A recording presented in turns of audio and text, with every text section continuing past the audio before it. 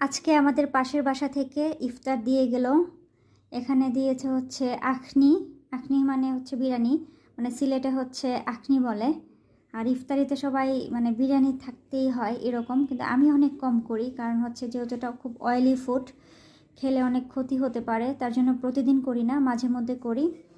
আর দেখতেই পারছো কী কী আছে।